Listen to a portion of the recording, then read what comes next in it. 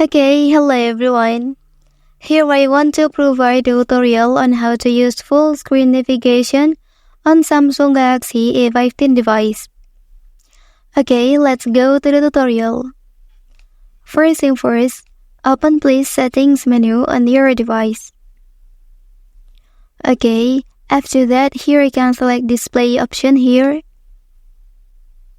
Well, and then in this page, please press on navigation bar option. Okay, and then now you can activate the gestures navigation by pressing this button. Okay, after that, you can follow the following steps to use it correctly. First, to go home, swipe up from the bottom of the screen. Okay, and then to switch apps, swipe up from the bottom, hold, and then release. Okay, and then for the last step, to go back, you can swipe from either the left or right edge. Okay, that's the tutorial on how to use full screen navigation on Samsung Galaxy A15 device.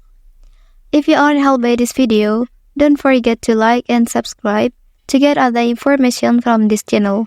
Thank you.